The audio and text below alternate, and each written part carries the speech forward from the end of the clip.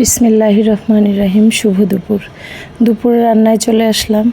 তো আজকে ছিল কচুরছড়ি বেগুন চিংড়ি মাছ। এটা আমার শাশুড়ির খুবই ফেভারিট, তাই এটাকে মাঝে মধ্যে আমি এভাবে রান্না করি। কচুরছড়ি রান্না করি বেগুন আর চিংড়ি মাছ দিয়ে। আর রান্না করব টমেটোর টক। এখন বাজারে টমেটোগুলি সিদ্ধ কম হয়, এটা আমরা সবাই জানি, তাই এটাকে একটু প্রসেসিং করেই রান্না করতে হয়, খুব ভালোভাবে কষায় নিতে হয়। তো সাধারণত টমেটোর টক রান্না করলে খুব একটা কষাই না, যখন সিজনাল টমেটো থাকে। এখন তো সিদ্ধই হতে চায় না, তো হালকা মশলা দিয়ে টমেটোর টক রান্না করব রুই মাছের মাথা দিয়ে।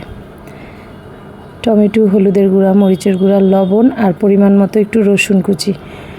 আর টমেটোর টকে আমরা কখনোই পেঁয়াজ কুচি ইউজ করি না। পরিমাণ মতো তেল দিয়ে ঢেকে এটাকে ভালোভাবে কষিয়ে নিয়েছি। তো এই পর্যায়ে মোটামুটি কষানো শেষ। অল্প একটু পানি দিয়ে কষাই নিয়েছিলাম, পানিটা গরম পানি দিয়েছিলাম।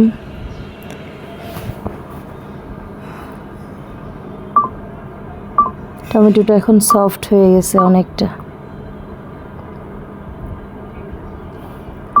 একদমই রান্না করতে ইচ্ছে করছে না কয়েকদিন যাবৎ। খুব শর্ট ফর্ম রান্না করি, একটা দুইটা আইটেম রান্না করে ব্যাস মায়ের বাসায় চলে যাই। ওখানে ফুপুরা আছে, সবাই আছে, বসে থাকি, এই আর কি।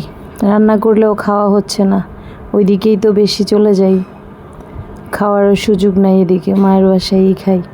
এই তো টমেটো খুব ভালোভাবে কষিয়ে নিয়েছি।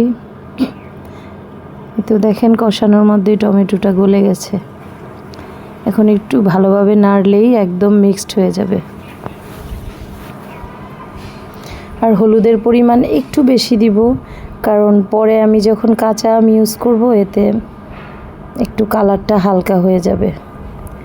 এটা ছিল রুই মাছের মাথা, কষানো টমেটোতে দিয়ে দিলাম। টমেটো গলে গেছে। এখন আমি ফ্লাক্স দিয়ে একদম ফুটন্ত পানি দিয়ে দিব। ফুটানো পানিটা দিলে তরকারির টেস্টটাও ভালো হয় আর রান্নাও ঝটপট হয়ে যায়। এটা রান্না করতে খুব আরাম। ফুটানো পানি দিয়ে দিলাম। টকটা একটু পাতলা হবে।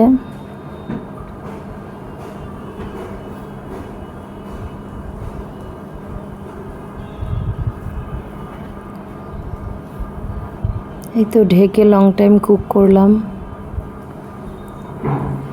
ঝোল ঝোল টমেটোর টক।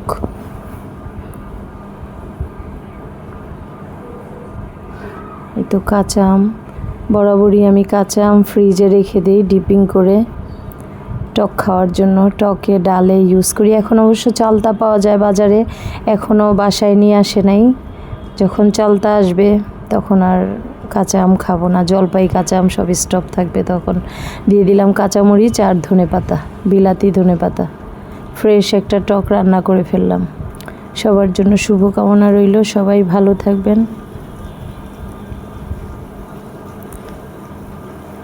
এই তো কচুরছড়ি আর বেগুন রান্না হয়েছিল। শাশুড়ির জন্য এটা রান্না করেছিলাম। আমার শাশুড়ি অবশ্য খুব একটা টক খেতে পারে না, তার একটু লিভারে প্রবলেম আছে। তো সবার জন্য শুভকামনা রইল। এই তো লাস্ট লুকিং টমেটোর। সবার জন্য শুভকামনা, সবাই আমাদের জন্য দোয়া করবেন। আল্লাহ হাফেজ।